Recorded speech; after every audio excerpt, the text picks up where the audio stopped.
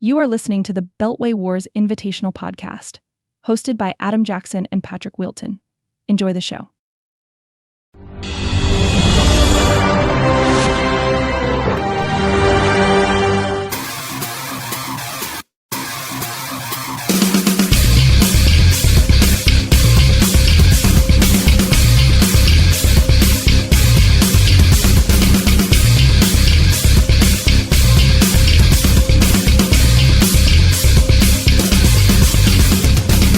Hey, everybody, welcome to the Week 13 Beltway Wars Invitational Recap. I think I mix the order every week. I think I sometimes start with the week number, sometimes with the whatever. But anyway, everybody knows what we're here to discuss. We're here to talk about Week 13, the penultimate week of the regular season. We have 1 week to go. We have an interesting playoff picture with a couple teams still in the mix there. Adam, it's December. I'm wearing my Santa hat here, my Maryland-themed Santa hat. We're getting close to the end of the year. We're getting into the fantasy playoffs. I don't know about you, but it's always interesting. Like the fantasy playoff schedule always wraps up right around Christmas and New Year's, and so like I have vivid memories of like winning or losing my fantasy league like on Christmas Eve or the day after Christmas, and so I always associate the holidays with either disappointment or a lot of joyous celebration of fantasy championships. How about you? Yeah, I mean, I haven't been in the playoffs very much recently, so hopefully that changes this year. But yeah, I mean, football, December, anything can happen. You have some, weather games that can affect playoff matchups, and it gets crazy. I mean, we've seen some crazy finishes in December, crazy finishes in the playoffs in terms of points scored and everything like that. So yeah, I'm excited. I'm excited to see what next week brings and who actually makes it in the playoffs. All right. Well, we spent a lot of time at the top of the show on Turkey Talk last week, Adam. So I think we're going to get into the meat of the content here this week and try to keep this one a little bit shorter. Hope everybody enjoyed that. Hope people listened to it. Didn't see any takes in the chat or anywhere, but people have busy lives. So hopefully it was. I thought it was fun. I thought it was fun to do. But your hosts and commissioners are not too busy for you. Well, they are, but they make time, I think. At least this one does. So anyway, all right, waiver wire from last week. Just start with where we normally start. Adam, I don't know if you have it pulled up. I've got it in my show notes here. But last week we had 6 waiver claims process at the first waiver period of the week. Some big spending going on here in the final weeks. It was one of the bigger numbers we've seen in a while. Devin Neal, the running back for the Saints, getting the start this week with Alvin Kamara hurt. Neal was picked up by Brian for $22. I had an $8 bid in. Jake had a $2 bid. I think neither one of Jake or I have $22 to spend, so Brian got Devin Neal there. Charlie, $15 on John Mechie, the wide receiver who had a breakout game for the Jets last week. Did not perform so hot this week, but $15 got the job done for Charlie. 4 bids on this one. It was Mike with $10, Brian with $8, and me with $4. So Charlie, the winner of John Mechie there, $15 there. Adam, you picked up tight end Brenton Strange, which I think was a little bit of depth for you at the tight end position for $9. I don't believe you started him. So George Kittle on bye this week. On bye this week. Okay, so that was a proactive move for week 14. Yes. Thinking ahead, Adam. Thinking ahead. So $9 compared to Jake's $2. So Jake bid on 2. I think Jake only has $2, so he lost both of his $2 bids. It was me adding Greg Dortch. Wasn't startable with Marvin Harrison back, but my $4 investment in Greg Dortch might help me this coming week with Marvin Harrison potentially on the shelf again for the Cardinals with a new injury that we'll get into. Mike, dollar on the Falcons, and I picked up the Eagles in a proactive move, potentially for the playoffs if I make it a $0 bid for the Eagles defense. So, Yep. Adam, any reactions to the waiver claims that we just talked about here? Yeah, I mean, I think the two interesting ones are John Menchie and Greg Dortz, actually. Menchie was that number one option with Wilson being out, with Tyrod Taylor at the helm. He did have a rough game in this one. He had a couple drops, but still 97% snap count, 8 targets, his highest of the season.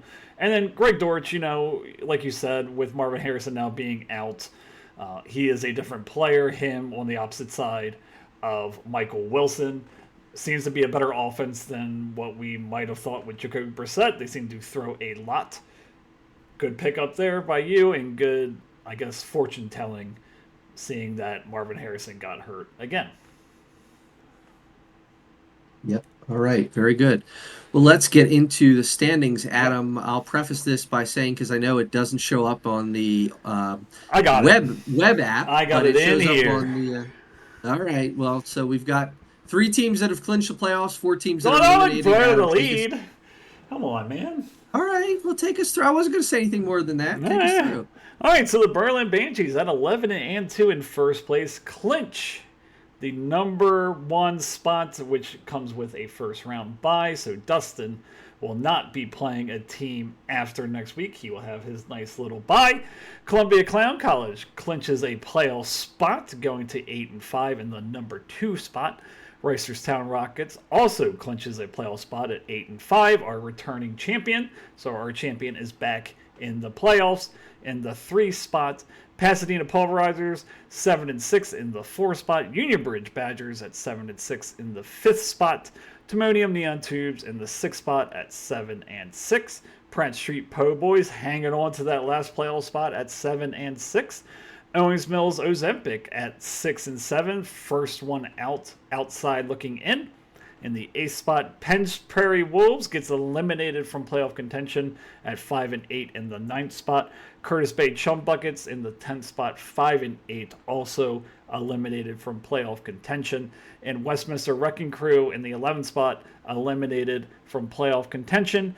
And then, just to mention, Finksburg Kinks at 3-10, and our final spot has been eliminated for a couple weeks now. Yeah, Adam, I think we'll get into, I don't know, maybe at the end of the show, or we can do it now. I'll just talk about the situation here. If we want to do it now, I mean, my observations here are basically that, look, Sarah and you have a pretty comfortable advantage when it comes to points and your record, that you could probably both lose next week and still make it. Barring any complete unexpected thing happening. Brian is in decent shape. He currently, it's very close between Brian, myself, and Alex. There are essentially 3 teams vying for 2 spots. I play Alex next week. That might have a very significant hand in who makes it and who does not. Well, yeah, I mean, if he wins and you lose, then he's in. That is not true, because that is true. You're right. He does. That's correct. He does hold a points advantage over me of approximately. But then again, Timonium Neon Tubes could lose, and you could outscore him and get in, I think. As long as he lost. That is also correct. I have a 3-point advantage over Brian. Yeah. And Alex has a 17-point advantage over me. All 3 teams very close in points. Yeah, very close. So still a couple interesting things that could happen there. For sure. All right, Adam, well, let's get into the matchups. I'm not even ready for that, but we're going to be starting with Dustin. Surprise, surprise. The number 1 seed in the playoffs, as you mentioned, gets the win here over Josh. So that is the Berlin Banshees. Sorry, I'm still pulling it up. I use my phone here. The Berlin Banshees over the Curtis Bay Chum Buckets here. 146-18 to 105.6. Another dominant performance out of Dustin's team to get his 11th win on the season. Adam, give us a sound effect if you have one queued up for Dustin's win here.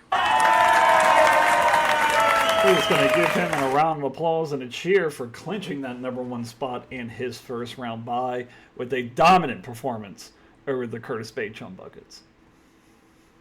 Yeah, so far, not really missing Drake London too much, who continues. This was, I believe, his second missed game in a row here for the Falcons as he tries to recover from I think it's a PCL injury. So a second straight missed game, but didn't matter. If anything, it helped Bijan Robinson to a 23 carry, 142-yard, one touchdown performance. He tacked on 51 additional receiving yards, a mega score of 27.8 for Bijan Robinson. Big performances also from the other wide receivers on this team. Rashee Rice, 25.4. He was 8 for 12 for 92 yards, two touchdowns for him. It was also yet another two touchdowns for Davante Adams, 4 for 5, 58 yards, and those two scores. He continues to be a multi-touchdown monster for Dustin's squad. And then the other notable performance here is the kicker. Give some love to the kicker, Jason Myers, with Seattle, a 20-point fantasy day, connecting on all of his attempts, including two field goals, over 50 yards for Myers. Adam, it's interesting. I guess, do we have a 60-plus category? I guess we do, right? What do you mean? I guess we have field goal, like a field goal category. It used to be that like 60-yarders were not a thing. I assume we have a 60-plus yard field goal. It's not 60 plus, but I think it's just based on the yardage. Still based on the yardage. Yeah. Okay, interesting. So, all right. Well, like I said, a great week for Dustin. And he doesn't even get a big performance from the Broncos. They were outscored by the Bills, sitting on the bench for Dustin. Yeah, Adam, who do you want to spotlight here? Is it Bijan? Is it Rashee as your beast this week? I kind of wanted to spotlight Davante Adams, if that's okay with you. Yes. It kind of seems like, when they get within the 20s that they're really looking for him and not Puka Nacua. Puka Nacua seems to be the guy outside of the 20s in terms of throwing the ball. He made a spectacular catch this week.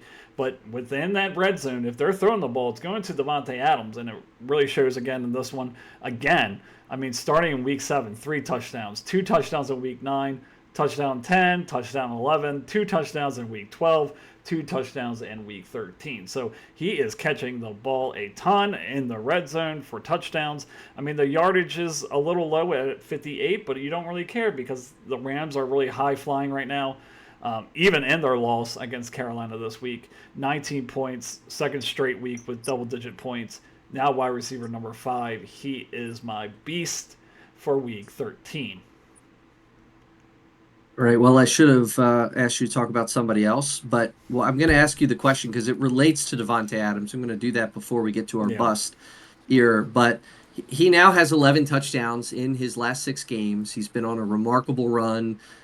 Especially considering how efficient he has been at scoring touchdowns. In fact, all 4 of his multi-touchdown games have been with 8 or fewer targets.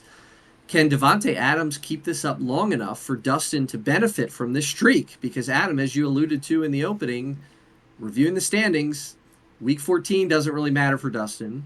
Week 15 is going to be a bye for Dustin. So he's going to come back he's going to be in the playoffs in week 16 against Seattle and Atlanta, who has been all over the map this year. But do you think Adams can keep this up long enough to be successful in those games in a couple weeks against Seattle and then Atlanta? Looking at week 16, looking at week 11 when they played Seattle, 1 catch, but it was a touchdown. Now, you don't like to see that only, 1 catch there, so that's a little concerning. You're obviously happy getting the first round bye. However, looking at those 2 matchups that don't matter to us, and those are juicy matchups against Arizona and Detroit. Again, you have Seattle and Atlanta who, play better defense. Seattle especially. So I would be a little bit concerned about that. He seems like he's very touchdown dependent, and he could have one of these stinker games in here where he only scores, 4 points because he doesn't get in the end zone. That could be a little bit of concern, but you got to start him. He's wide receiver number 5. Okay, Adam, as for a bust, a Yeah. couple options here. You had Jalen Waddle with 5.5 or Khalil Shakir with 1. Is it one of those guys you want to Yeah, we're talk gonna go about? with Waddle. Very good matchup against New Orleans. Only 6 targets. He needs to get way more targets than 6. I mean, last 3 games, 6, 7, 7. He should be in the double-digit targets, and he hasn't hit double-digit targets in any game this season. He's really the only pass catcher they had. Darren Waller did come back for this game, but he's just a guy. 3 catches, 40 yards, no touchdowns. Just a weird game. Again, he has not going to matter to Dustin, but Jets, Pittsburgh, then Cincinnati in Week 16. That is juicy, juicy, and Tampa Bay in Week 17. So that's a good matchup as well. Expect better things of Jalen Waddle, but will he even be in the lineup because Drake London may be out or may be back? It's saying in Week 14. Yeah, so Waddle, nothing wrong with the snap percentage this week, 92%, actually his highest on the year, but the return of Darren Waller, the tight end, you wonder if that may affect his target totals a little bit. I'm not sure if was there a game script issue here that would have I kept thought him there from getting was more? I a mean, pretty close game. Um, yeah, it was a close game. Yeah, interesting to see how that works out. We've certainly come to expect some more from Waddle, but he does have a little bit of hit or miss for sure, boom or bust to some degree. Okay, moving to the losing side, it is Josh, the Curtis Bay Chum Buckets, 5-8, as you mentioned, eliminated from playoff contention with 105.6 points. Any sounds for Josh this week? Damn! Yeah, really disappointing end to his season going against the juggernaut of the Berlin Banshees, but will not be in the playoffs this year at 5-8. So, this was his last gasp, and he couldn't pull it off.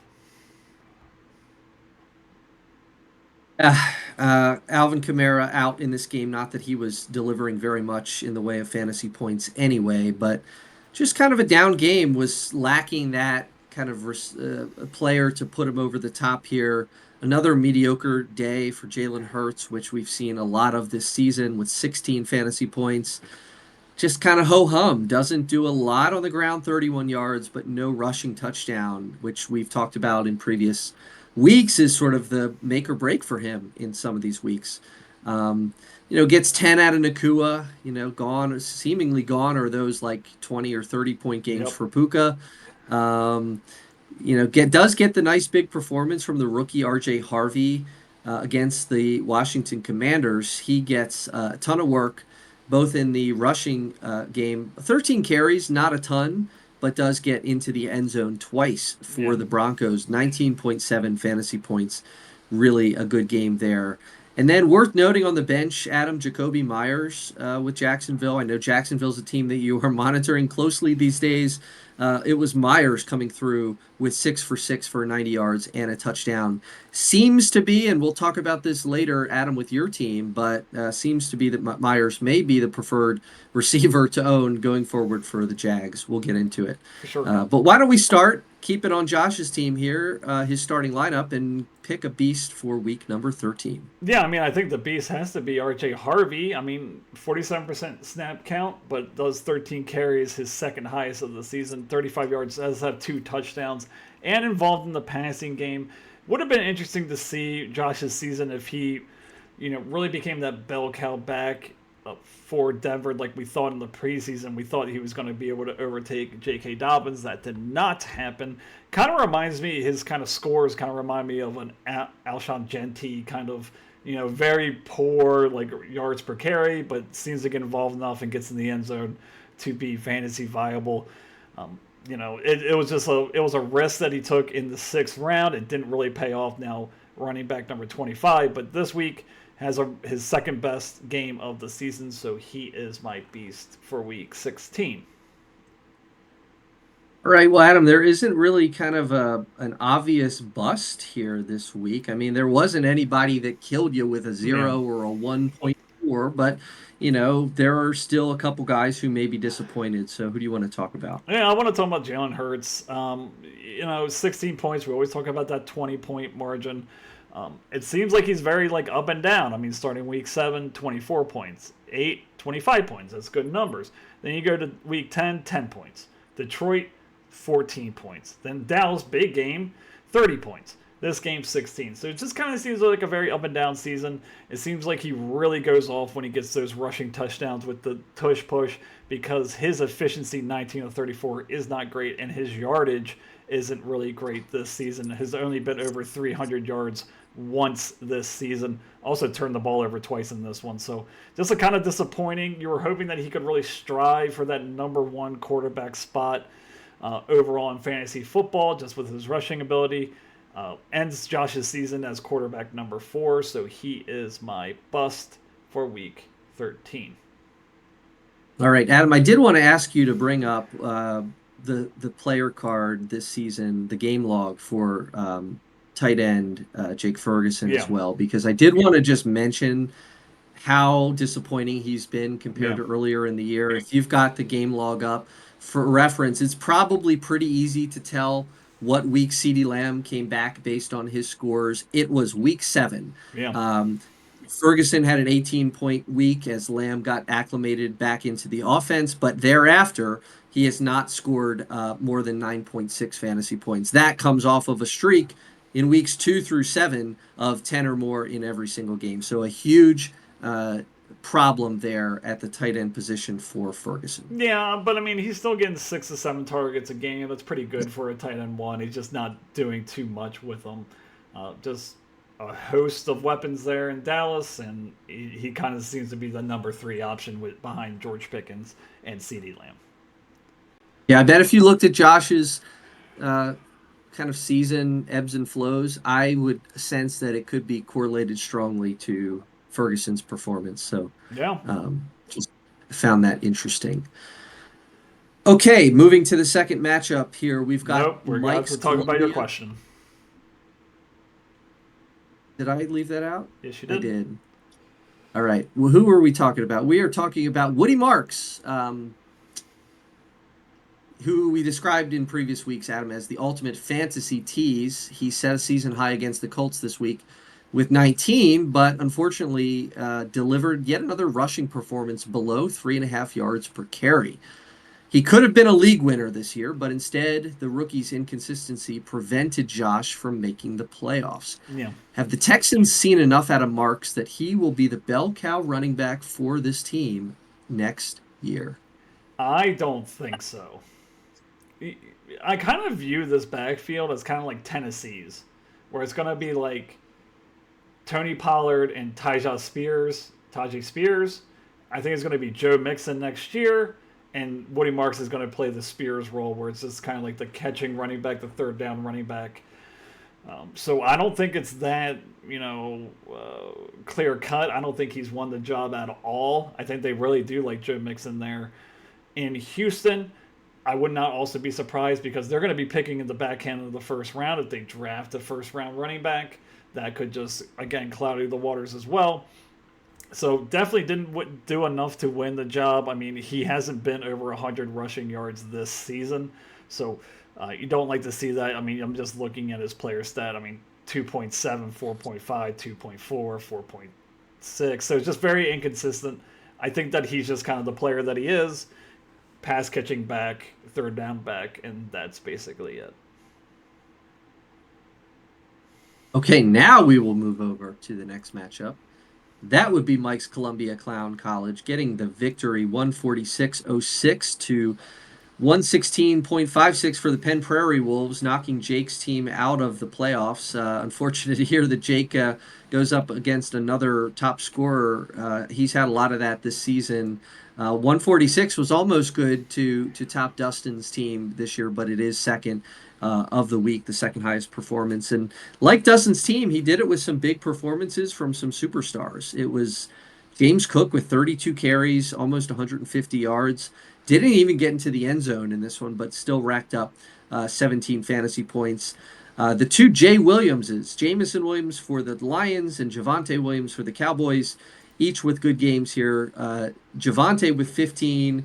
He got into the end zone here on 17 carries. Jamison Williams, 7 for 10, 144, and 1 touchdown. Bodes well the fact that Amon-Ra St. Brown is likely to miss this Thursday's game against the Cowboys. Mike will have both Javonte and Jameson going up against each other on Thursday Night Football. Mm-hmm. Brock Bowers into the end zone twice for the Raiders, 20 fantasy points there, and a big day from Evan McPherson, the kicker. Second kicker we're talking about on the show here.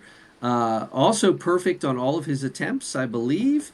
6 for 6 in field goals for 24 fantasy points.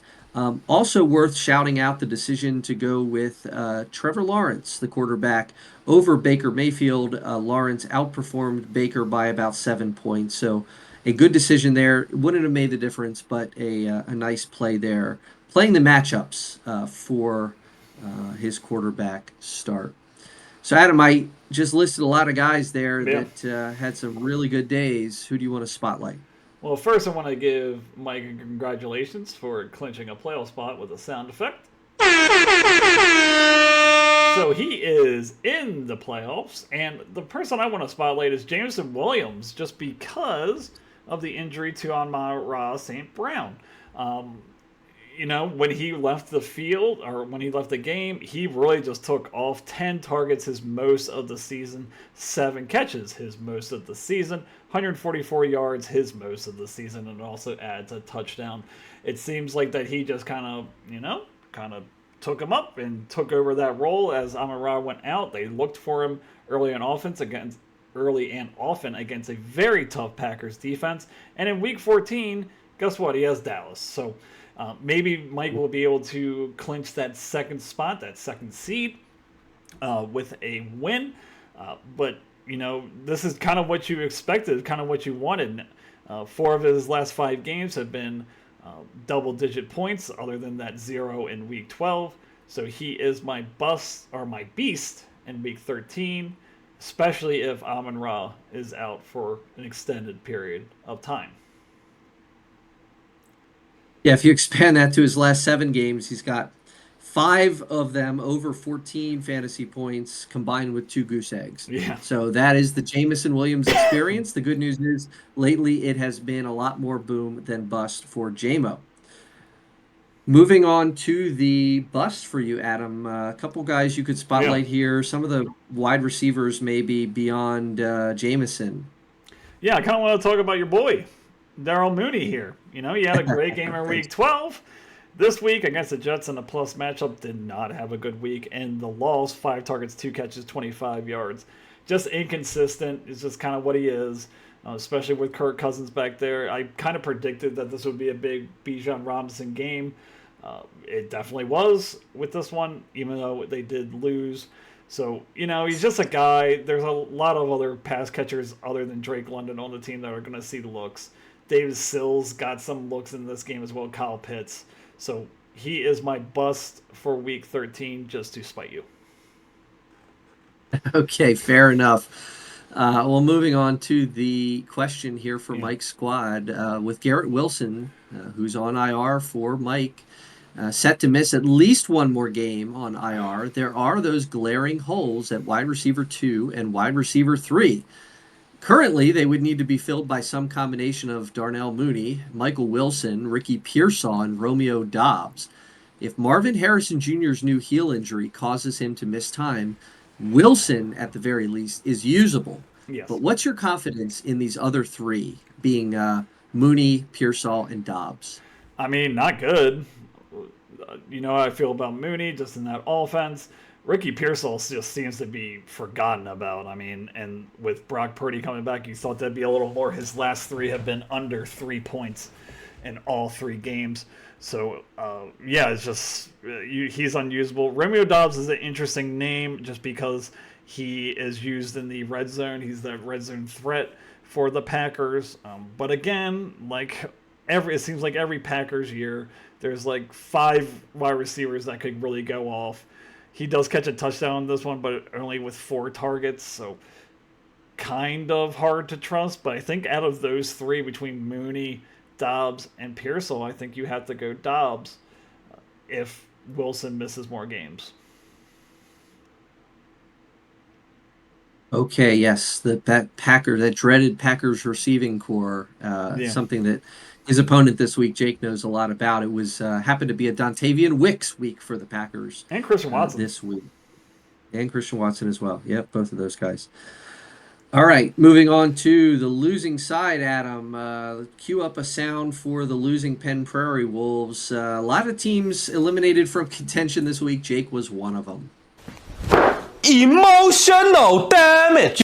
Yeah, I mean, it was just really disappointing. I mean, Jake was one of the hottest teams that were trying to vie for a playoff spot. Very talented team, but some of his stars did really well, and some of his stars really hurt him in this one to eliminate him from playoff contention. Yeah, as of the Black Friday game with the Eagles and the Bears, that was looking pretty good for Jake. He got a huge 30-point fantasy day finally out of A.J. Brown, 10 for 12, 132, and 2 touchdowns in a game that, it was difficult to throw in that game. It was some wind going on, but I think he was the beneficiary of some short targets that he was able to turn into some big yardage and 2 touchdowns. 30 points, a huge day. On the other hand, it was Jackson Smith-Njigba with 3. Kind of an outlier for him. Just kind of a weird game where they got up against Minnesota. Their defense was relentless. Seattle could just run the ball. Didn't really need Smith-Njigba in that one. Christian Watson, on the other hand, as you mentioned, a big day. Just 4 for 10, not very efficient through the air, but 80 yards and a touchdown for 16 fantasy points. And then quarterback, he had the option of Jackson Dart versus Jacoby Brissett. He does give the start to Jackson Dart, who got 13 fantasy points here. Brissett would have been the better play at 19, but hard to fault Jake for putting a really exciting player there in the quarterback spot in a must-win game. Unfortunately, doesn't quite work out. Wouldn't have made the difference. It's hard to go up against a team like Mike scoring 146, so not much could be done. But Adam, I don't know if you want to talk about. We probably should talk about A.J. Brown. Yeah, A.J. Brown for sure. And I kind of want to talk about him just because Jake's season is over. Just looking towards next season. I mean, A.J. Brown was selected in the 2nd round. Looking at his last 5 games, 26, 2, 8, 21, 30. Is this fool's gold, or is this what he's going to be next year? It's like, we're not really sure. He's kind of hard to trust. I don't think he's going to go in the 2nd round next year, depending on what happens in the offseason. But, excuse me, he's really put it together these last 2 weeks for sure, even in losses. But it's just like, if he was like this throughout the season, scoring 15 points consistently for Jake, we're probably talking about a lot different fantasy outcome for Jake this season. So, but this week, my beast. Yeah, the Eagles are 8-4 with a 2-game lead in the division. If you watch their games and listen to their fans talk about A.J. Brown or head coach Nick Sirianni or the offensive coordinator Patullo, you would think they were like in the basement of the NFC East. So very interesting to see how that team adjusts in the offseason. I mean, any possibility is open to me. They're one of the hardest teams to understand and to A.J. predict. Brown could be on the move. I would not be shocked. That's what I'm thinking. Yeah, that's kind of what I was getting at. Yeah, exactly. Okay, Adam, busts, you've got options. Yeah. Jackson Smith-Njigba with 3, K. Dotton with 1.9, Stephon Diggs with 4. Who do you want to mention here? I'm going to go with Jackson Smith-Njigba just because, I mean, he's been stellar all year, wide receiver number 1 all year. But when Jake really needs him to put up one of these monster games to keep him in contention, he just has the worst game of his season. 82% snap count, 4 targets, 2 catches, 23 yards. It was just, it's just a bad game. Like you were saying with the game script, Minnesota could do absolutely nothing, even with the quarterback change. It's like, you didn't think someone could play worse than J.J. McCarthy? Well, Max Brosner, there you go.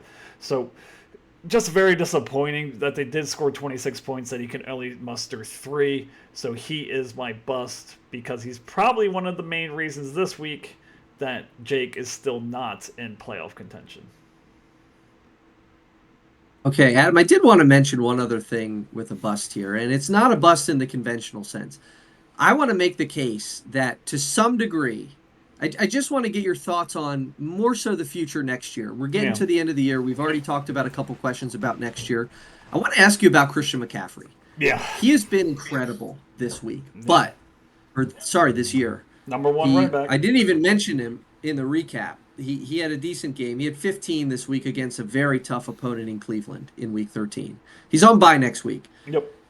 But in his game logs, if you're able to take a look at his yards per carry this season, Yeah.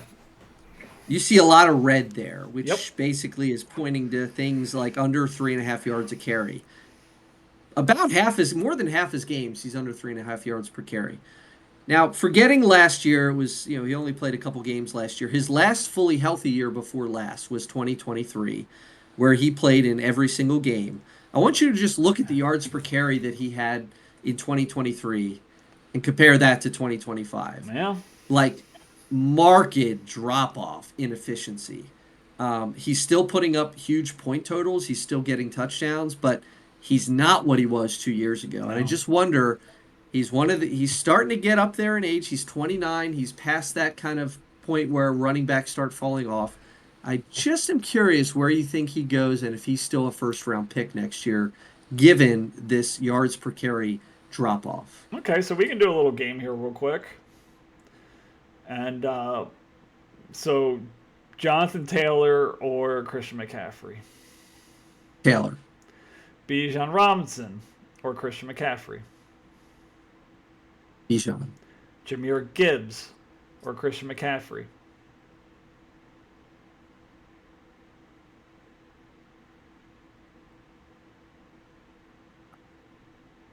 Gibbs. Okay, I'm going to leave Saquon out of it because he's been real disappointing this year. Yeah. But the other name I want to kind of think about here, Devin Achane or Christian McCaffrey next year. Achane.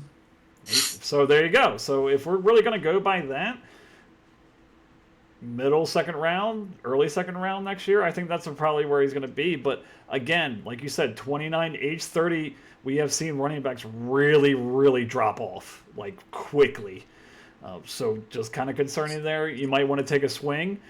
If he's healthy and still productive, he could be a league winner for you next year if you pick him in the second round. But again, definitely some concerns there. Well, if I had to guess, not a first round draft pick next year. Maybe, I don't know. End of first. Maybe. I mean, like 11. Look, man. 10.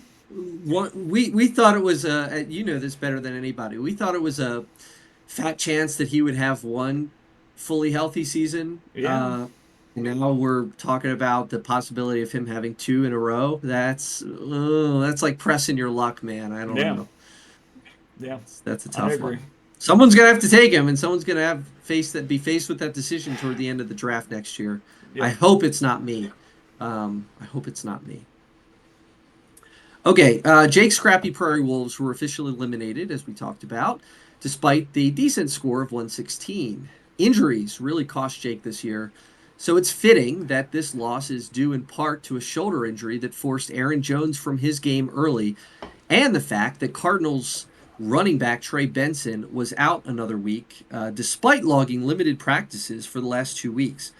If it weren't for injuries to rounds 4 through 7 draft picks, Joe Burrow, Sam Laporta, Aaron Jones, and Ricky Pearsall, and trade acquisition Trey Benson, did Jake have the horses, if they were healthy, to win it all? I think that he would have. Now, again, Jackson Dart kind of bailed him out a little bit because he played really well throughout when he did start. So that's kind of a wash between him and Burrow. But, I mean, the Aaron Jones experiment with Trey Benson, the way he was looking, that just – and Laporta with K-Dot, that really hurt him, a lot. So, yeah, I think that he would have been, I think he would have been near the edge of getting in the playoffs. But with Jackson Smith and Jigba and A.J. Brown now playing the way he is with Christian McCaffrey, those are three people that could win you a week each and every week. So I think he would have been a very dangerous playoff team, and I'm happy to see him out. I would agree with that for sure. He was on my heels there for a while. He's actually on my heels in our college league as well. So I would like to see Jake done in that league as well. Okay, I think we can move along to the next matchup. Adam, it's yours. Oh, God. Sarah's Pasadena Pulverizers doing some pulverizing this week with 122.44 to your Badgers 74.5. Both teams 7-6. Sarah number 4 in the standings. You are number 5 in the standings. Give us a sound for Sarah's victory. Gotta give him that huck too and spit on that thing. You get me? Yeah, she really made it rain on me with the largest win of week 13 behind, some of her players that she usually relies on didn't do so well. But then again, she had some players that she started that she could have sent that really performed in an excellent manner. So still on the playoff hunt at 7-6 and in a good position to make the playoffs. Yeah, she if she gets a bigger performance out of Jonathan Taylor, she might have been up there with Dustin and Mike in the point totals this week. He was subdued a little bit against a very tough rushing defense in the Houston Texans, but still managed 13.6 fantasy points. It was Patrick Mahomes, though, leading Yeah. the team in points with 29.4 points at Dallas. Obviously, a plus matchup that Mahomes took full advantage of. He threw 4 touchdowns in a loss to the Cowboys. A very entertaining game on Thanksgiving, although the game that, if you were taking a nap, it would have been right about that time, right? That's like the after dinner 4 o'clock Thanksgiving nap game. Yep. Certainly a lot of offense to keep you awake should you have decided to watch that. And then in that same game, man, how about them Cowboys? CeeDee Lamb with 20 fantasy points, 112 and a touch. And wide receiver made George Pickens with 88 yards and a 2-point conversion. 20 points for Lamb, 13 for Pickens. A nice day from both Cowboys. The friendship strategy, the wide receivers for the Cowboys combining for a nice score here. Adam, those are the kind of the three main performers. I'm guessing you want to pick a beast out of those. Yeah, I think we're going to go with Patrick Mahomes. I mean, now quarterback number 2. I mean, I don't think anyone really expected that one, especially with his numbers of last year. But 29 points, his second most of the season against the Cowboys. 4 touchdowns, tied for his most of the season. Also runs for 30 yards, which is just 3 free points right there. Very efficient, 23 or 34, 261, but found the end zone 4 times, like I said. Interesting little matchups coming up. I mean, he has Houston in week 14. That is a tough matchup. And then the Chargers, Tennessee, and Denver if she were to make it to the fantasy championship. So some hard matchups in there. Then you have Tennessee as well, which is a plus matchup. But as of this week, he's my beast, and she picked the right call between Patrick Mahomes and Justin Herbert. Yeah, this was a really critical win, especially with Mahomes with Houston on tap next week. As we said at the top, both you and Sarah are poised to make the playoffs. You haven't clinched, but you're in good position. If Sarah had taken this loss, she would be relying on Mahomes against a very good Houston defense. So a huge victory for Sarah. Okay, how about the rougher side of this one for her? Rashid Shaheed with 2 I feel like we points in always this talk one. about him. It's like, can't talk about him. Jordan Mason with 5. His prospects Yeah. look a little bit better with Jones banged up. Probably going to miss some time, but Jordan Mason with 5. So, Adam, who do you want to talk about as the bust? Yeah, let's talk about Jordan Mason, just because it's kind of been like a season bust, I would say. He was really expected, and I think a lot of fantasy experts really expected him to really make a push for that job there in Indiana or Minnesota rather. Just didn't happen. I thought that, with his season that he did have last year with the 49ers, that he was really going to push Aaron Jones out of the starting role. That did not happen, and that really hurt Sarah because she had some injuries at the running back position. 29% snap count, 6 carries, has under 9 carries in his last 4. Does have 7.8 yards per carry, but just doesn't get enough work. Didn't really pan out the way that Sarah hoped. He was a pick in the 8th round, so he is my bust for week 13. Yeah, I will say the Aaron Jones injury comes at a good time for Jordan Mason because on tap for the next 3 weeks, Washington, Dallas, and the Giants. Yeah. Some juicy matchups for whoever the Vikings starting running back will be. We think it will be. I think we think it'll be Mason next week. I don't know beyond that if we expect Jones to be a multiple week miss, but at least for a week, Mason looks to be a pretty solid play for Sarah. All right, well, as I mentioned, it was a critical win for Sarah's team. Her pulverizers all but locked up a playoff berth and won't necessarily be relying on another player next week. That's Amarian Hampton, uh, possibly making his return from injury in week 14. Won't need him necessarily to determine her playoff fate. But even still, Adam, if you're Sarah, you really want to see Hampton return for a week before the playoffs begin so you can get a sense for how quickly he might be able to get back to a normal workload. His backfield mate, Kamani Vidal, has filled in admirably in his absence. Though he's been inconsistent, Vidal is coming off a 25 carry, 20-point fantasy day against the Raiders, and he almost certainly will not just disappear. My question for you is this. Assuming Hampton returns in week 14, what do you need to see out of him from a workload perspective to feel good about him come fantasy playoffs in week 15? I would say probably around 13 to 15 carries. You're expecting that ramp up a little bit just because of how long he's been out, but 13 to 15 carries is a good start for him. I think you have to start him if he is playing. I think he's that special of a player, especially on a struggling Chargers offense. So I think you definitely, I mean, Justin Herbert's been playing pretty poorly these last couple of weeks. So I think they want to get back to running the ball a little bit, especially with Greg Roman there. Amari Hampton is a special player, so I think that if he is active, he has to find a spot in your starting spot. So 13 to 15 carries, you want to see around like 70 yards, something like that. Catch a couple balls. Just make sure he's comfortable.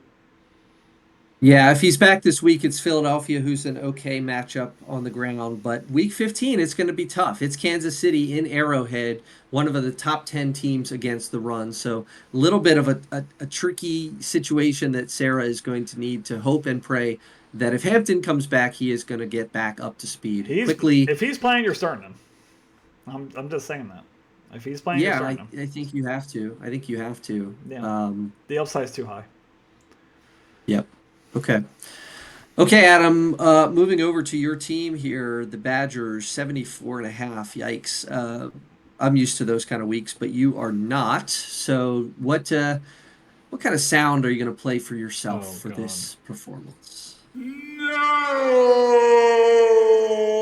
Yeah, I mean, if I would have got the win, I would have clinched a playoff spot. That would have been lovely, and I absolutely shit the bed in this one. 74 points. Just all around, just bad, and hopefully we can turn it around next week. Yeah, lots of bads, but you did have good out of Dak Prescott and Devin Achane, really the only two players who scored over 10 for your team in the starting lineup. Dak had 20 fantasy points here on a nice, that same Thanksgiving Day game against the Chiefs.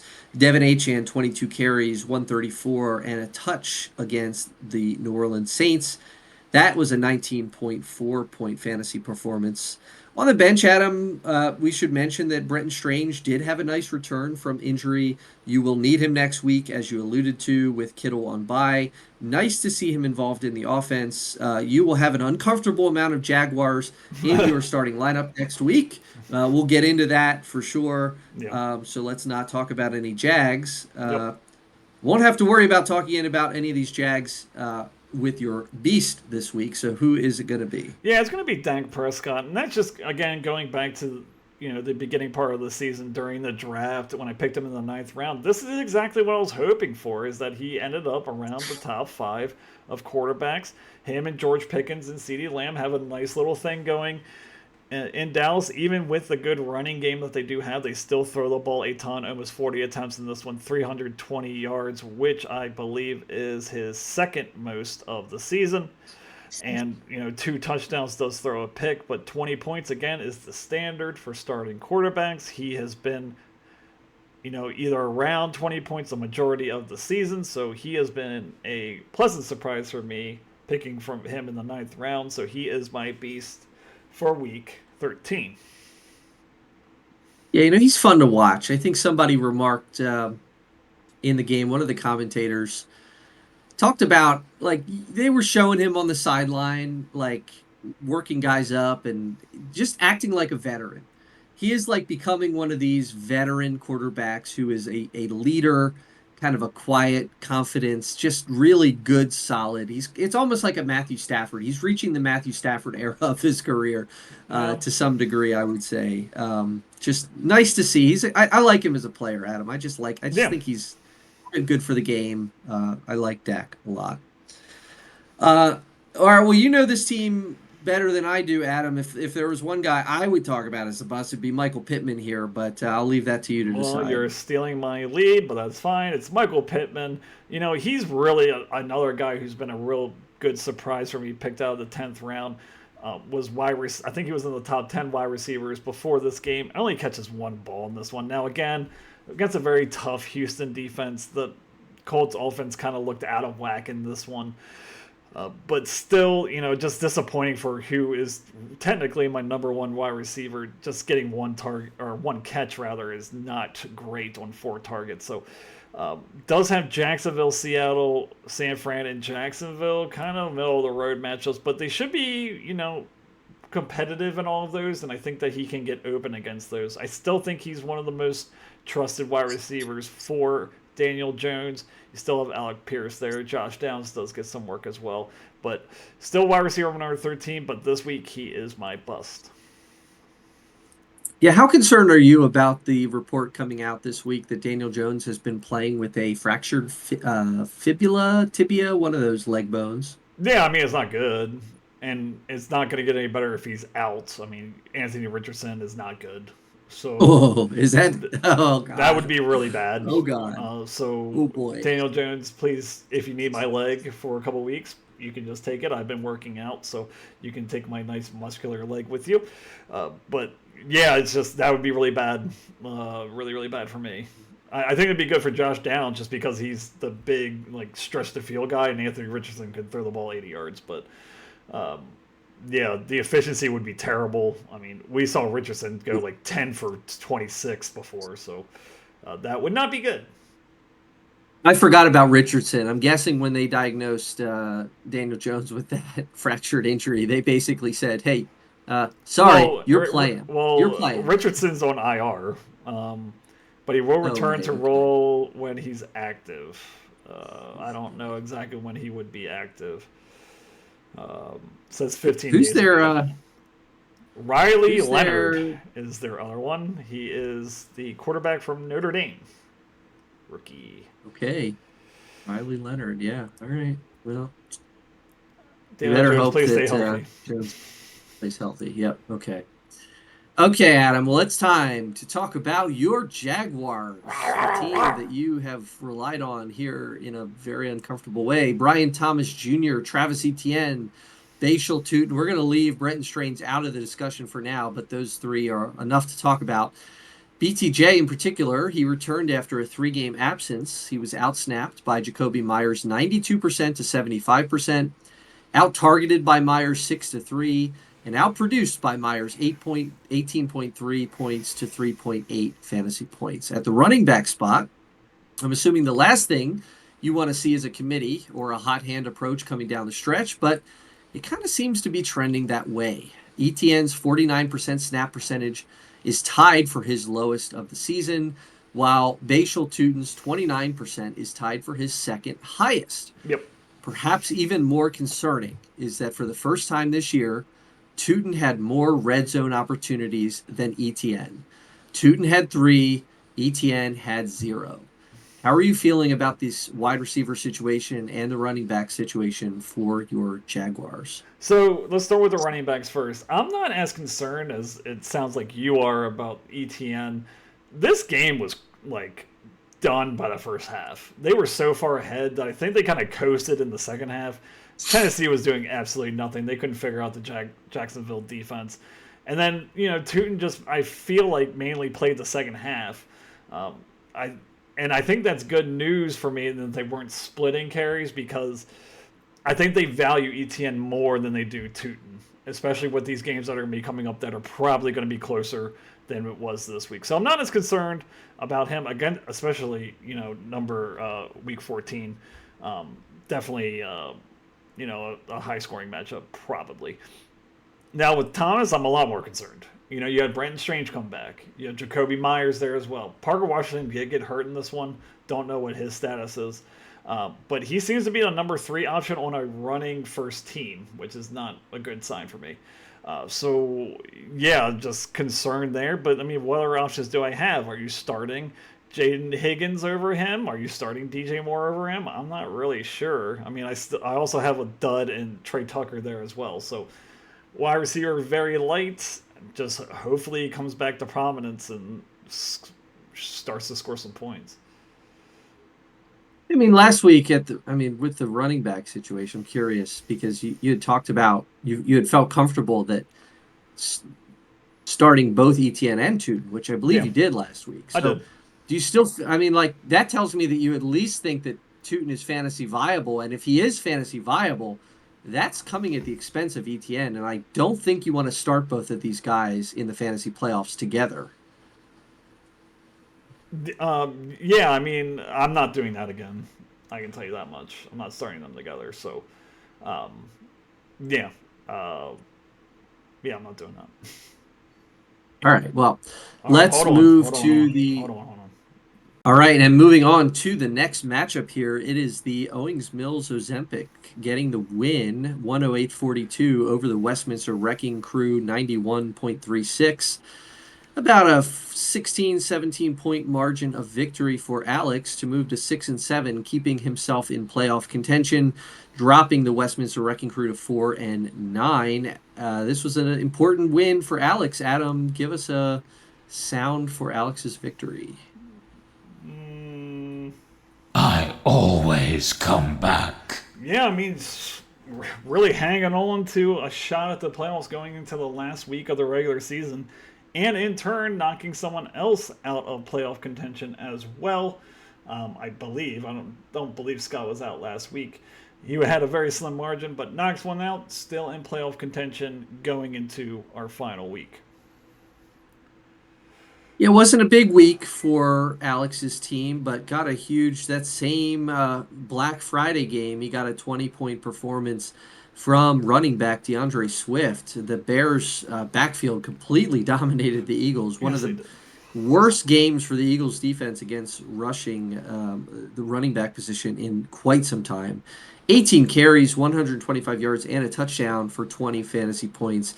Not quite as good, but Derek wasn't even the best running back on the Bears, I don't believe. I think Kyle Monangai scored more points than he did. I think it was a little 19. less, but they went 130. 19 and 20. And he did run for 5 more yards. Let's just say that. Yeah, don't worry. We're going to talk about the do a victory lap on that one. Derrick Henry, though, 16.9, could have been a much bigger day. Yeah. Just 10 carries in this one. One of his lowest marks on the season, second lowest on the season.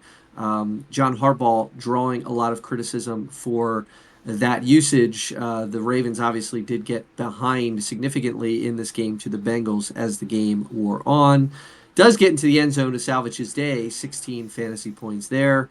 A little bit of a down day for Josh Allen, who didn't need to do very much in the Bills' victory over the Steelers. He threw just one touchdown, rushed for a second, 16 fantasy points, was outperformed on the bench by Jordan Love, who had a very nice game for the Packers, 25 on the fantasy bench for Alex. Other than that, Adam, Zach Charbonnet, 14 carries is nice to see. He has two one-touchdown games in a row for Charbonnet, 14 carries, his most since week 10. Nice to see there. And then on the bench, Terry McLaurin, 7 for 14, 96 yards and a touchdown, making his return from injury here. So, Adam, probably Swift. I don't know if you want to talk about Swift for the Bears. I'm guessing that's where you're going to go. Yeah, we'll go with Swift.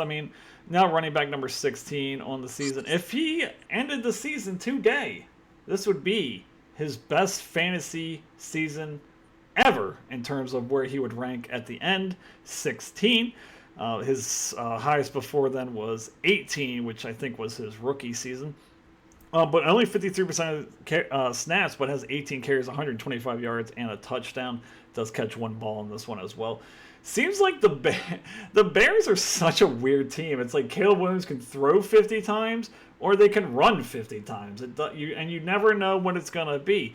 They have Green Bay next week, which is a hard matchup. Then Cleveland, Green Bay again. So 3 really brutal matchups for a Bears offense. But again, in this one, he shows why he's still valuable. Even with Kalman guy being back there, he is my beast for week 13. Okay, on the bust side of things, without talking about Marvin Harrison, Yep. there are some options here, Adam. Dallas Goedert with 3, Emeka Buka with 6, Wan'Dale Robinson with 6. You could really talk about any one of these guys. Yeah, we're going to go Dallas Goedert because I don't think we've talked about him as a bust yet. But, I mean, kind of the same vein as Jake Ferguson, where in the beginning half of the season, I mean, you saw 17 points, 21 points, 11 targets, 16 points, and then – hasn't surpassed 7 targets in his last 4 with the reemergence of A.J. Brown. He's really the one to take the most hit with that. Has 2 catches in his last 3 games. That is gross. Still tight end number 7. But it just doesn't seem like he's an integral part of that offense with A.J. Brown, Devontae Smith. Saquon's still there, but he's awful. And Jalen Hurts. So you got to ride him out. For the end of the season, I don't think there's any other better options on the waiver wire, but he is my bust for week 13. Yeah, with his limited targets, which has really been a trend through most of the season, he is touchdown dependent unlike any other. And the difference is he was scoring them earlier in the season and now has 4 straight games without a touchdown for Dallas Goedert. Touchdown dependent player there. Okay, well, Adam, there was good news and bad news about a couple wide receivers that returned to the field this week. The good news is that Terry McLaurin has good chemistry for Marcus Mariota. We'll see if Daniels returns next week, but as of right now, he looked pretty good with Mariota racking up more than 19 fantasy points on 14 targets against a very tough Broncos defense. Marvin Harrison Jr. also returned with a solid 7 targets and nearly 70 receiving yards. But I mentioned to you, Adam, that there is bad news in the form of a heel injury to Harrison Jr. that could keep him out of a must-win Week 14 matchup against me. Given that Alex will also be without the services of Wan'Dale Robinson next week, whose Giants are on bye, how big of an issue could this injury to Harrison be for Alex to get a must-win next week? Well, I mean, a huge issue because, with Wan'Dale Robinson being on bye, you have to start Terry McLaurin. So that's a kind of a no-brainer, right? But if Marvin Harrison is out, you're starting Jared Jeudy with Shedeur Sanders or Dylan Gabriel, whoever's starting. I can't even keep track anymore. It doesn't matter who it is. It's bad for Jared Jeudy. Jared Judy's been a huge disappointment this season. 60th wide receiver after finishing number 15 last year. He was the 15th ranked wide receiver last year. Almost went over 1,300 yards. So, I mean, it might be the easy play if, it might be the easier decision if Marvin Harrison is out. You just got to start him. It would be kind of a hard decision if they're like, Marvin Harrison might be on a snap count. Like, what do you do there? Do you just go Marvin Harrison or do you go with a fully healthy Jared Jeudy? I don't know, and I wouldn't want to be in that situation. Yeah, agreed. That's a tough one. I'm curious. I forgot that Jerry Jeudy had that good of a year last year. Where was he picked? I'm just checking. Like, he had some insane target numbers last year. I mean, a lot of it was with Flacco. I mean,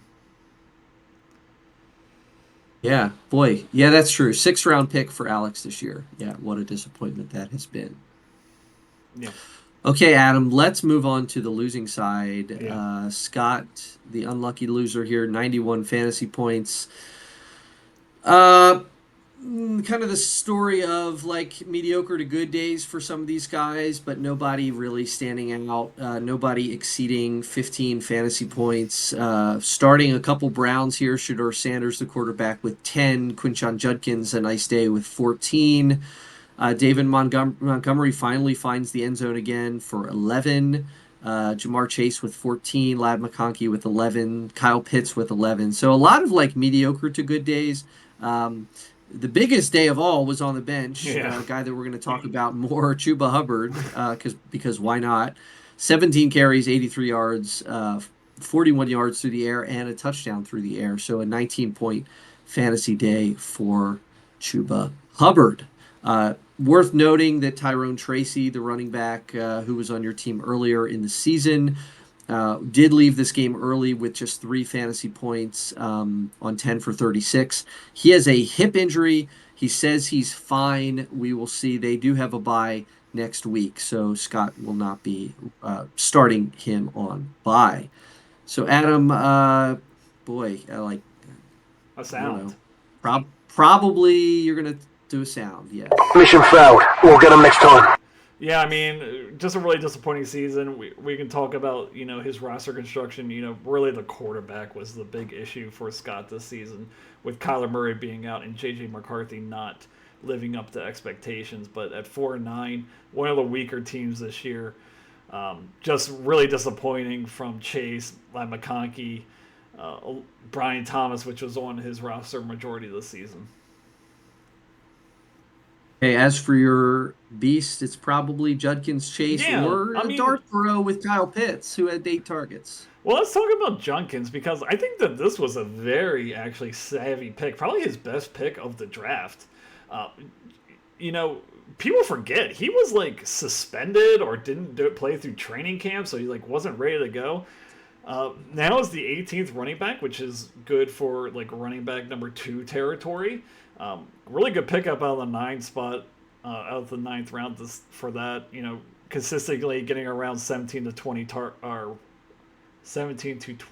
rushing attempts, and it has been good. I mean, he's been good in the red zone, good all over the field. So good on Scott there. He's my beast for week 13 and what otherwise was a very disappointing week. Agreed on all counts there. Well, speaking of disappointing, Well, let me do it. Bust. well, I was to say there are options to choose Okay. for the bust. Yeah, I mean, I think it's going to be DJ Metcalf. It's just like he had such like a good like start, and then he kind of fell off again. Looking at his last 1 point, 5 points, 7 points, 11 points, 4 points. You're expecting a lot more than that from really the only pass catcher there in Pittsburgh for Aaron Rodgers. Especially Aaron Rodgers should boost his value. It did not this year. Wide receiver number 25. Does have Baltimore next week, but it's not going to matter for Scott because he is out. So just a disappointing, it's kind of an indication of his season. Very high valued player going to a new team. He was his 4th wide receiver that he did draft, but probably one of his better wide receivers on the season, scoring 4 points and getting Scott out of the playoffs. So he is my bust for week 13.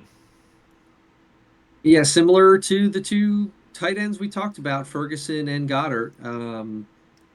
Lots of touchdowns early in the year contributing to his fantasy totals, but a dearth of touchdowns recently, none in his last 5 games, and that has certainly contributed to the decreased fantasy points for DK Metcalf. You said DJ Metcalf, which I thought you were like doing a little bit of like DJ Moore. I'd rather have DK Metcalf than there. DJ Moore. I mean, okay. Maybe. Higher, All right. higher side. Where are we here? Okay, the question for Scott's team. So it was another fitting end to the fantasy season, just like it was for Jake with injuries.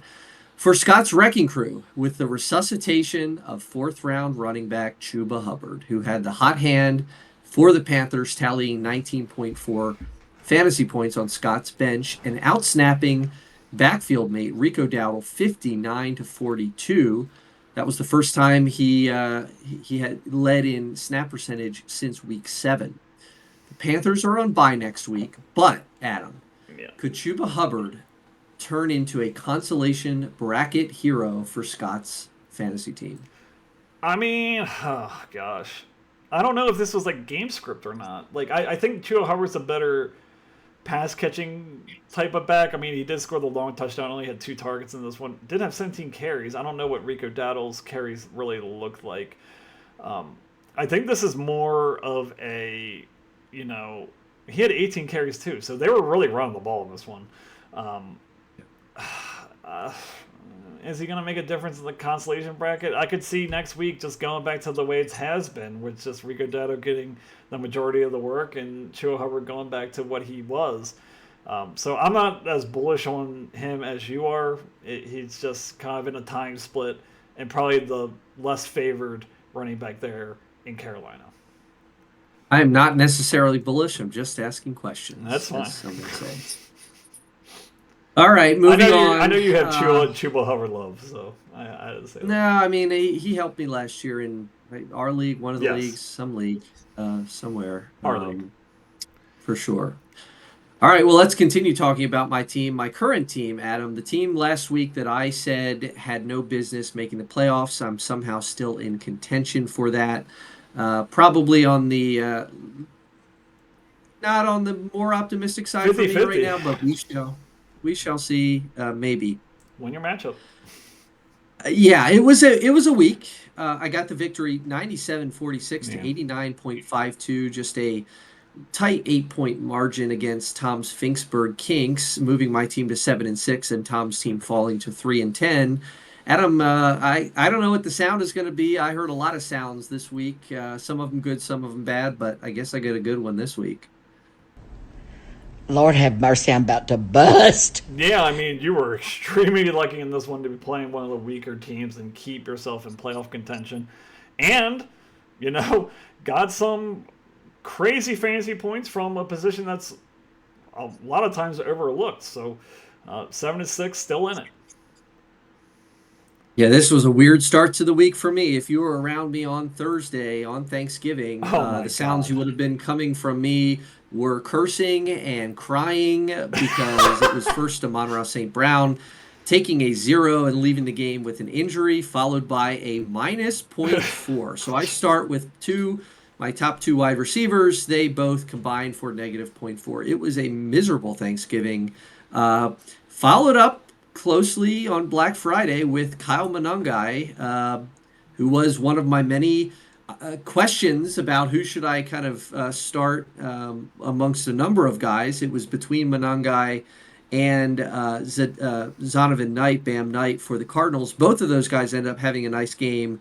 I was switching these guys out leading up the hour before the Monangai's game. I had both of these guys in and out.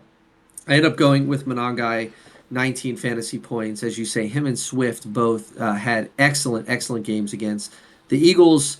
It was unfortunate, though, that Caleb Williams did not have a great game with just 9 fantasy points in this one. Tough matchup for a quarterback. It was a windy game. And as you mentioned, those matchups coming up with Green Bay, Cleveland, and Green Bay are scary for both of these players for me here. Yeah. But Adam, I maybe buried the lead because it was the Seahawks with the 4th highest scoring defensive performance of any team this year with 32 points, taking full advantage of the rookie Max Brosmer's first start for the Vikings. 4 interceptions. I was texting with Jake in this game. Jake needed the Seahawks. He was facing the Seahawks in that other league, and I just kept saying Seahawks interception, like over and over again because it was 4 of them. Yeah. It was 4 sacks. It was a fumble recovery. It was a touchdown early in the game. So huge performance that I needed every bit of out of the Seahawks. So, Adam, I guess, not a whole lot of options to choose from, but who do you want to talk about?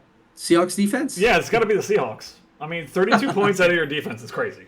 That is absolutely insane. Now, number 1 defense overall in fantasy football, had 4 interceptions in this one. 1 return for a touchdown, which is just icing on the cake for you. Did have 2 forced fumbles, 1 recovery. Don't know how many sacks they had. They had 4 sacks as well. Me and my dad were talking about this. How much would the Ravens be different if they would have just went with Mike McDonald other than John Harbaugh when he left? I know it's hard because you don't know how good of a head coach he would have been. It appears he's a pretty good head coach running that defense there with Seattle as well, being very creative. But again, I'm not going to spend too much time on the Seahawks defense, but Max Brosner threw probably one of the worst interceptions I've ever seen an NFL quarterback throw. He was getting tackled. He just kind of chucked it behind his head, and it got returned for a touchdown, which really sealed it for you this week against Tom. Yeah, I give some credit to Charlie for dropping the Seahawks defense on October 8th, and Adam to you for dropping them on October 22nd. They saved my fantasy season this week, so thank you. Okay. Merry Christmas. I mean, so I don't know who you're going to talk about, but let me just recap some of the just very quickly at a high level. I mean, there's obviously a Monroe St. Brown who was injured. No, you can't. I mean, played a good bit of this game. Like, it wasn't like he left in the right away. Yeah. Well, maybe he did. It was the first. Yeah, okay. It was only 6% of snaps, so it was early. Yeah. It was Zay Flowers though with -4. It was Parker Washington who left this game as well with 3. It was Aronde Gadsden with 3. Yeah. I mean, just rough performances up and down here. Yeah, I mean, you have to go Zay Flowers. I mean, behind in the game, horrible defense with the Bengals. And when's the last time you've seen a position player who did not get hurt score a negative point? I can't remember a time where a player played, because sometimes you'll see the negative, they'll get hurt on a play and fumble it and not -2. Okay, yeah, that's a thing. That happens. But he played 95% of snaps. 95% of snaps. 7 targets, only 2 catches, 6 yards, and loses a fumble in this one, negative points, and somehow you still get the win in this one. Zay Flowers, just kind of disappointing. I mean, just like number 1 option there in Baltimore, an electric player with the ball in his hands. They don't get it to him enough, and it's just, I mean, wide receiver number 29, now on fringe 3 territory. So, just very disappointing with a guy who is the number 1 option for the Ravens. He's my bust, obviously, with scoring negative points. Yeah, confusing usage, 7 targets, but less than a yard per target, which is like, that's a bizarre thing to happen as well. Adam, I'm just curious. Like, this was a midseason acquisition with Charlie. I traded Travis Kelce away. That is not turning out to be the right decision for me, unfortunately. But I'm wondering, like, you have to expect that the Ravens' offense is going to be better than they've been, and I am wondering. Well, they better hurry up for your sake. If they do improve, you have to think that it's going to be because of Zay Flowers stepping up, right? You would have to think, but I mean, his first game, I mean, that's really the only huge game that he's had, and that was only 24 points. So that's what, his ceiling? I mean, you'd be ecstatic with 24 points out of Zay Flowers, but I mean, even looking at the games where they were humming, I mean, Miami, they scored a lot and only 8 points. Chicago, 10 points. I mean, that was with Tyler Huntley. Minnesota, 10 point. The Jets, 9 point. It's just not enough for what you gave up for in Travis Kelce. Yeah, I mean, he's not a prolific touchdown scorer by any stretch, but he had 4 last year. He only has 1 this year. So hoping for a little bit of positive regression. Pittsburgh, Cincinnati, and New England coming up. So yeah, I don't even know what to think anymore about this team. But at least for this week, I managed to pull a rabbit out of the hat in Week 13, thanks in no part to the defensive performance. But the wide receiver core, as we've talked about here with Flowers, and now the injury to St. Brown, the wide receiver core continues its season-long magic trick of deteriorating right before my eyes. T. Higgins, on the shelf in Week 13, remains in concussion protocol. Amon-Ra St. Brown, the biggest weapon by far on my roster, is on the unfortunate side of a coin flip to play on Thursday night with an ankle injury, and Parker Washington injured his hip. It's looking very likely that one or both of Chris Godwin and Greg Dortch, 2 November roster adds for me, will draw starts in a must-win, do-or-die matchup against Alex. Can either of these guys come through in the clutch for me when it counts? Yeah, I mean, I think if Marvin Harrison is out, it becomes a question for you. Because Well, I mean, you might be starting them both, to be honest. That's what I'm saying. I think I'm going to need both of them. Yeah, I mean, if Marvin Harrison is out, Greg Dortch is a lot better. I will say that. They throw the ball. Jacoby Brissett's going to throw the ball 50 times, it seems like, week in and week out. Chris Godwin, his kind of value kind of depends on Baker Mayfield's health. And, it seems like Baker Mayfield is playing with a separated shoulder or something, and he can get knocked out of the game at any point if he lands on it wrong. So that's a little scary to me, but you're not going to have a choice. Chris Godwin, did have 78 yards in this one. That's a good point production out of him. So I think I'm probably a little higher on Godwin, but Greg Dortch also does have some value in the wide receiver 3 spot. Yep, I hope he does. We shall see. Okay, moving to the losing side here, Adam. It's the Finksburg Kinks again, 89 fantasy points, not quite enough to get the job done here. Got some good wide receiver days, at least comparatively speaking, to previous weeks. It was a couple of the youngsters, Teteroa McMillan with another touchdown here, 10 fantasy points. It was Alec Pierce continuing to be fantasy viable. 4 for 5 for 78 and a touch with 15 fantasy points. And Kayshon Boutte making things a little bit nerve-wracking for me last night. 11 and a half fantasy points, 4 for 5, 35, and a touchdown for Boutte.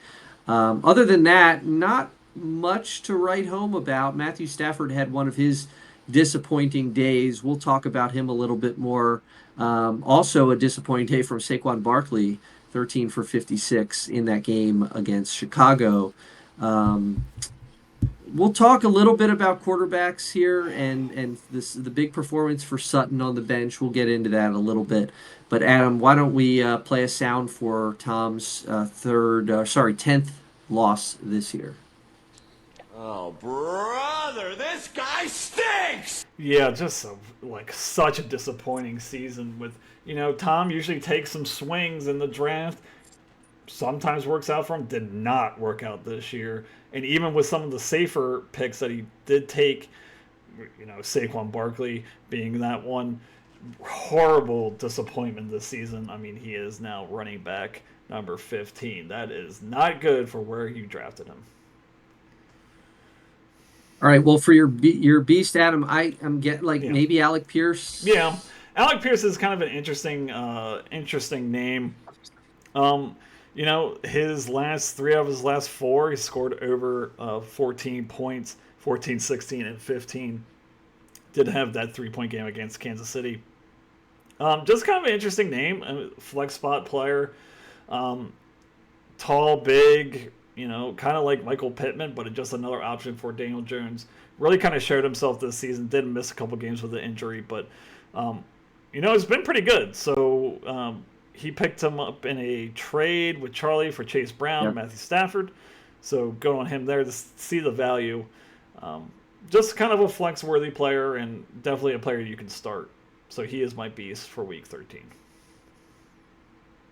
Definitely a player you can start for sure. Adam, well, I intentionally did not bury the lead here, but there was a goose egg, and I'm guessing that's the direction you want to go here. I don't really. Okay, well, let's talk about him and then talk about somebody else because it is noteworthy. Okay, so Sean Tucker, Bucky Irving comes back. I'm guessing Tom thought that maybe they're going to try to ease him into the work. That was not the case, as Bucky Irving had 17 carries in this one. So, Sean Tucker going back to the backseat, now probably running back number 3 on this roster, on the Tampa Bay roster. Just 2 carries, 15. What else is there really to say? He wasn't used at all, so he's my bust for putting him in the starting spot. All right, go ahead. Talk about Barkley. Yeah, Barkley sucks. As someone that hasn't been in our league, he sucks. I don't know what happened between last year and this year. I don't know what they did with the offensive line, what they did with the play scheming, what they did with the play calling. I mean, 4.3 yards per carry, 2.2, 3.9, or 3.19, 2.3. He had a 10 in there, but 2.4, 2.6, I mean, we did this with McCaffrey. Look at Saquon Barkley last year with his 8, 10, 5, 4, 5, 9. Yeah. It's like, I don't know what happened. And it's just very frustrating. I know it's frustrating for Tom. Put him on the trading block in the middle of the season. You swing and miss on your first round draft pick, you're going to end up near the bottom of the leaderboard, and that's where Tom sees himself now. Okay, well, Adam, acknowledging that hindsight is 2020, I want to get your thoughts on two unfortunate lineup decisions. The first is to stick with Matthew Stafford at quarterback rather than giving the YOLO start to Joe Burrow. The other decision to sit Cortland Sutton over Jordan Addison with a rookie quarterback at Seattle, and perhaps the newly healthy Kayshon Boutte on Monday Night Football. Boutte ended up having a decent game. Sutton ended up outperforming both of these guys with 14, but it was just surprising to see Sutton on the bench, and then also maybe just want to get your thoughts, just because it was a decision to start Stafford over Burrow. Thoughts on these calls? I'm not too harsh on Tom for starting Stafford over Burrow, just because Stafford's been so good this year. I mean, this is his first 2 interceptions since week 3. He also did lose a fumble in this one as well, so the turnovers really hurt his numbers. I mean, that's 6 points right there, which would put him around 17 if he didn't have any of those turnovers like he did. So I'm not hurting on that one. The head scratcher really is Jordan Addison and Cortland Sutton. I mean, Cortland Sutton, wide receiver number 17, Addison 46. Like, there's a rookie quarterback going into a hostile environment there in Seattle, and you're starting him. I don't know if that was just like Tom's just like, I'm done kind of thing, and didn't want to start him after the bye that Cortland Sutton did have, but because he was on bye in week 12, so maybe he just didn't put him back in the lineup. I mean, that could have been it. So yeah, just kind of head scratching. I think that he's kind of phoned it in for the season. Okay, well, I think Lucky that for gets you. us to our. Yes, I had a lot of luck going for me this week. That's for sure. All right, well, let's move to the last matchup. It's going to be the low-scoring affair, 94.74 for the Reisterstown Rockets over the 90.64 for the Timonium Neon Tubes. A 4-point victory for Charlie, a tough loss for Brian. Charlie moves to 8-5, clinched that playoff spot, the number 3 team in the standings. Adam, give us a sound for Charlie's triumphant victory here. Yes, our champion from last year, as we mentioned at the top of the show, is back in the fantasy playoffs behind, a trade acquisition scoring some nice points, and 2 trade acquisitions, actually, that scored some nice points, and a player that he did draft early at the beginning of the season. So he's in the playoffs, even with this score. Can't be sad about that. You cannot be sad about making the playoffs, for sure. And as you said, it was a couple guys that maybe started out the season a little bit slow, that had some trials and tribulations throughout the year leading this team. Of course, by that I mean Breece Hall, who had 14.6 points getting into the end zone for the Jets in this one. Also, running back trade acquisition, Chase Brown, 15 carries, 78 yards. Also involved in the passing game, 7 for 7 for 35 yards. That stat line yields 14.8 fantasy points. And Nico Collins with 19 here, 5 for 10, 98 yards. Gets a touchdown on a carry in this one for the Texans. They win in Indianapolis in a nice victory for the Texans. Nice day for Nico Collins. Travis Kelce, the other trade acquisition you referred to, had a touchdown in this one, 13 points. He is now the tight end 2 in fantasy football. Damn it. Lamar Jackson, obviously the bust, probably, but 6.5 fantasy points. Yeah. I don't. Let's talk about Lamar, because I honestly think that Charlie's entire season in terms of the playoffs rests on the way Lamar plays. Because if he plays like this, he's not going to go far. But if he goes back to these 29, 26, 27 games, he could really make a run here and try to get a second straight championship. But again, the last 3 games, 4, 7, and 6. And, Cleveland, hard matchup, but Jets, Cincinnati, plus matchup. So Kind of concerning there. I saw him kind of going back and forth on Instagram with a person saying like, "Oh, you're done," and he said, "Bet watch next week" and stuff like that. He doesn't play well against Pittsburgh, so we'll see how that goes. But yeah, he's definitely my bust for this week, and he really needs to turn it around. Maybe not next week because Charlie's in, but starting in Week 15 against Cincinnati, he needs to really turn it on for Charlie to have a chance.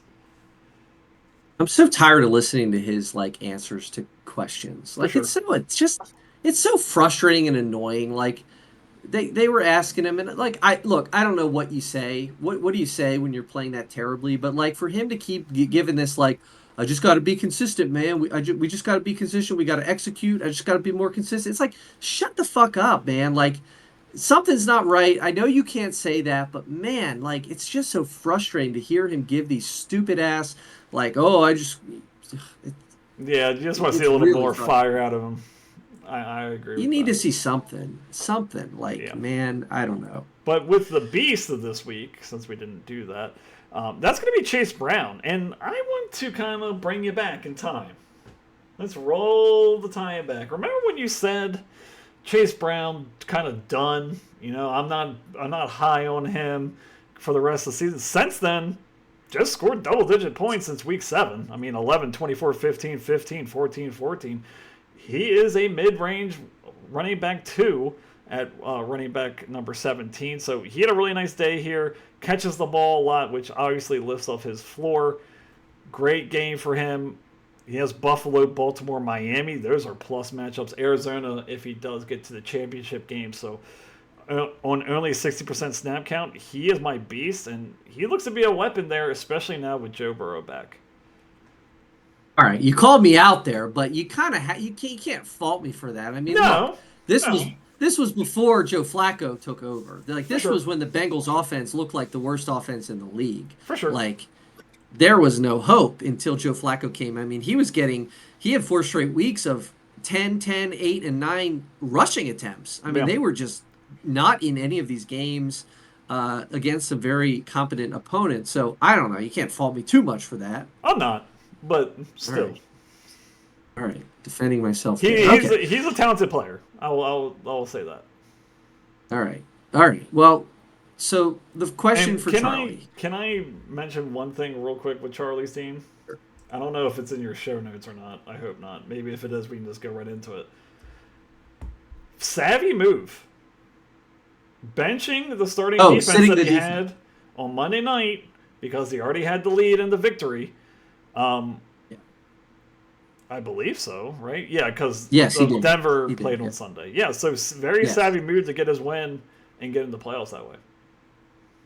Yeah, we'll see if those 14 points for the Patriots defense on the bench matters, and it could come into play when it comes to seeding. The seeding, but get the win. Get the win. Yeah, I agree. I would have done the same thing for sure. Good move there. Good call.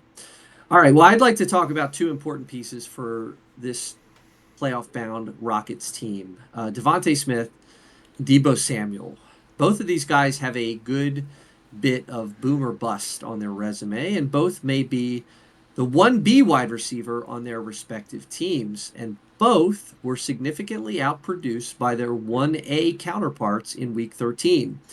This seems a little volatile to me, Adam, particularly heading into the fantasy playoffs. What do you think about the situation for both of these guys?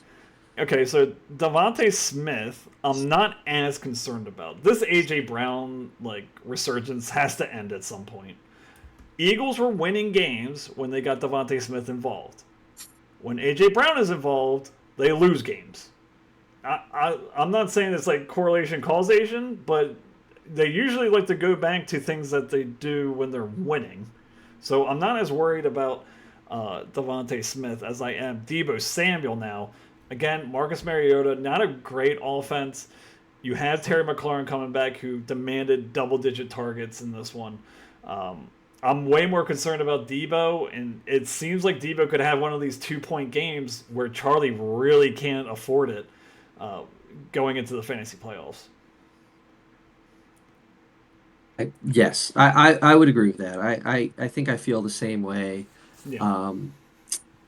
Deebo doesn't look very explosive right now.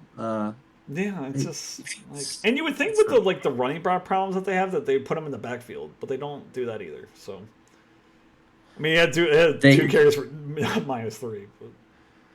Yeah. Yep, for sure. Okay, well, let's move to the losing side here, Adam. Yeah. Tough loss that we almost foreshadowed a little bit last week as a possibility for the Timonium Neon Trees. Brian's team taking the loss, Neon 7-6. Tubes. Neon Tubes. Sorry, I'm gonna keep doing it. I see the TU. It like cuts off, but I should see the T. Anyway, 90. I love the Neon Trees. I know you saw them in do. concert. I love them. They're good. They're a good band out of Utah. 90.64. Disappointing performance here for Brian in a close loss. Got a sound for this loss. Yeah, I mean, with the win here, he could have clinched a playoff spot. Doesn't do it in this one. From some really kind of eye-opening performances from bad performances from some players that he's really been relying on in these last couple of weeks. Yeah, let's start with the good because there wasn't a ton of it. Trey McBride, the number 1 tight end in fantasy, that is working out quite well. It's amazing, Adam. He has no fewer than 7 targets in every single game this year, which is remarkable consistency.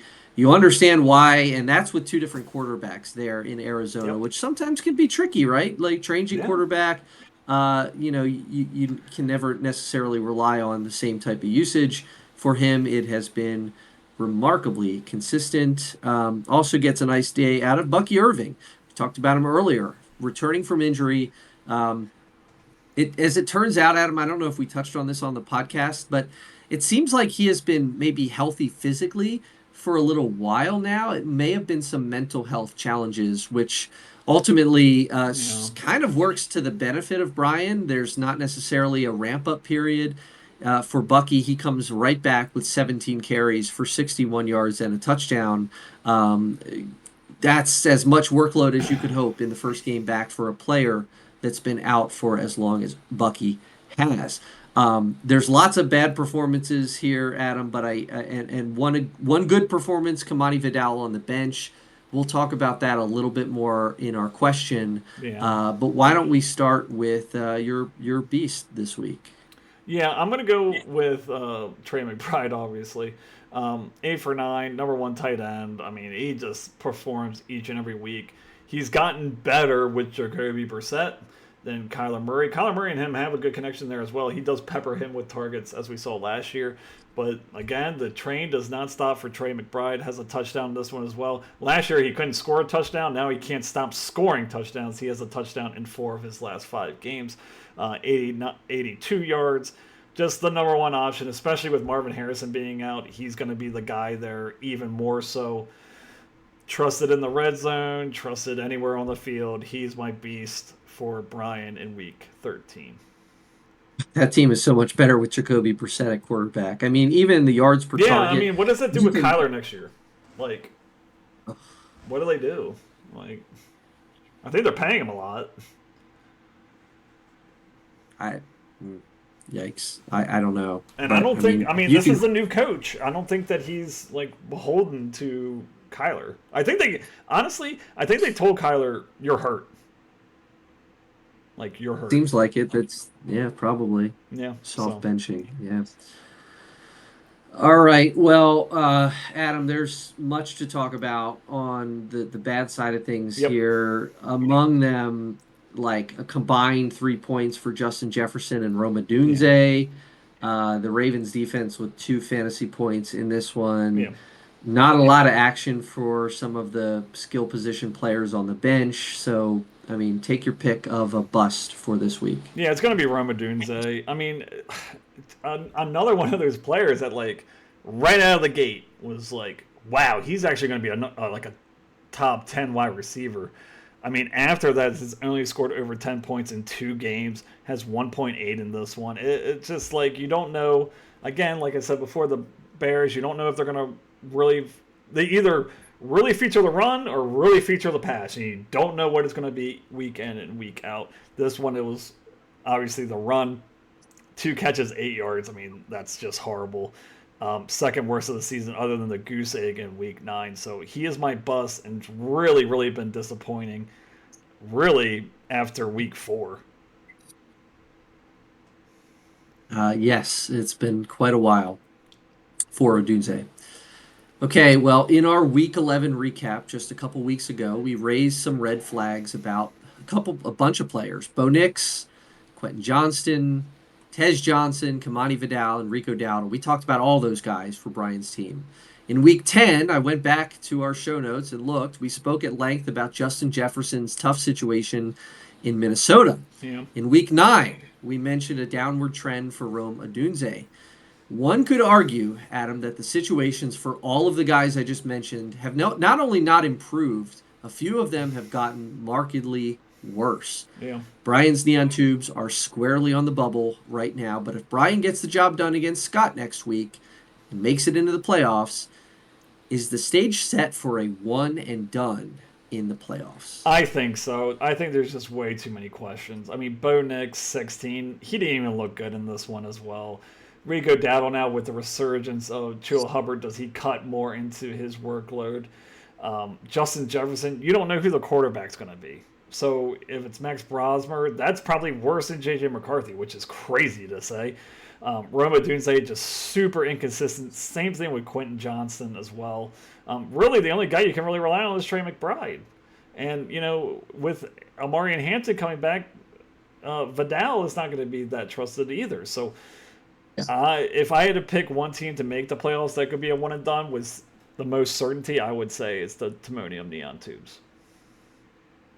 Yeah, it feels like there are just too many players that have not improved. They've been declining throughout the season. And, Yep. I mean, boy, Justin Jefferson, 1.4. You tell me that you draft Justin Jefferson early in the first round and he is wide receiver number 21. Yikes. That's low-end wide receiver, too. Very, very tough. Okay, that'll do it for the matchups. Adam, week 14 is ahead of us, and it is the last week of our fantasy regular season and the last week of buys in the NFL. We've got 4 teams who won't be playing: the Carolina Panthers, the New England Patriots, the New York Giants, and the San Francisco 49ers.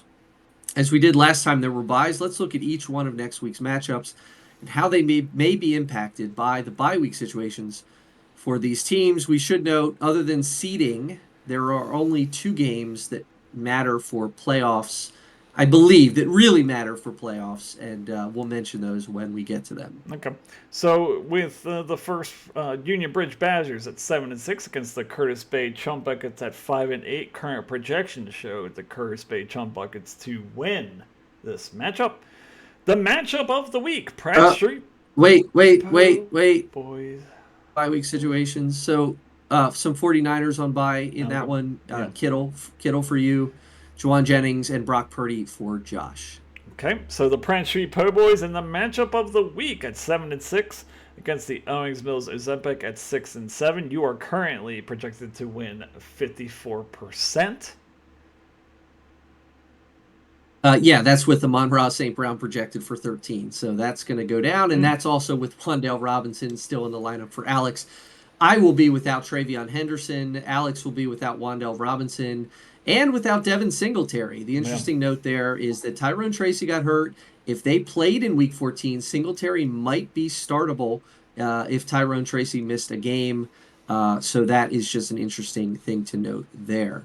Okay, so we have the Westminster Wrecking Crew at 4-9 against the Timonium Neon Tubes at 7-6. 54% chance of victory for the Timonium Neon Tubes. The other game that could matter, if Brian loses this one, it could get interesting. But for what it's worth, Scott is missing a couple key players: Tyrone Tracy, Chuba Hubbard, Isaiah Hodges, and Brendan Ayuk. Not a lot of big names, but at this point in the season, for Scott's team, some options that you're considering starting there. Ayuk still injured for the 49ers. Brian will be without Rico Dowdle. How big of a loss that is dependent on what you think about Rico Dowdle right now. So both Panthers on bye for these 2 teams.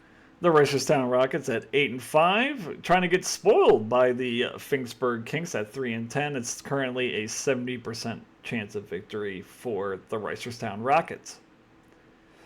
Charlie's Rockets going to be without Darius Slayton for the Giants at wide receiver and without the Patriots defense who he was without by choice last week. Tom's team will be without a couple of those young wide receivers that we talked about that had nice games. Tetaroa, McMillan, and Keishon Butte will both be on bye next week. Okay, the Pasadena Polarizers at 7-6, looking to defeat the Penn Prairie Wolves at 5-8. 77% chance of victory for the Pasadena Pulverizers. Well, if Jake didn't lose last week and was still in it, he would probably have a tough time of it this week. It's Jackson Dart, it's Christian McCaffrey, it's Brian Robinson, it's Stephon Diggs, it's Andy Borregales, the kicker. But McCaffrey, the big one, interesting enough. Again, both leagues for Jake. Christian McCaffrey on bye. Still alive in my other league, but yeah, Christian McCaffrey, a tough guy to miss in week 14. Sarah will be without Ramondre Stevenson and Hunter Henry this next week. And what could be a preview of the Fantasy Football Championship, depending on how the seeding goes, the Berlin Banshees, 11-2, against the Columbia Clown College at 8-5. Currently, 52% chance of victory for the Berlin Banshees. Yeah, Dustin going to be without Drake May, but does have Jared Goff in a great matchup against the Cowboys. So a nice situation there. Mike will be without Ricky Pearsall, but that is not really that big of a loss. Nope. All right. That'll do it for this week's fantasy recap. Congratulations to teams that have secured their playoff spots. I'm not yet one of them. Adam, you are also not, but hopefully things go well for us next week. We shall see. Thank you for listening, everybody. I will not be programming note, as you say. I will not be available next week. Adam is figuring out if he's going to do something to get us ready for the playoffs. Yeah. We will find out more later on that. So thank you for listening, and we will see you soon. See you. Thank you for listening and your support. If you enjoyed the show, please make sure to like and subscribe on YouTube and Spotify.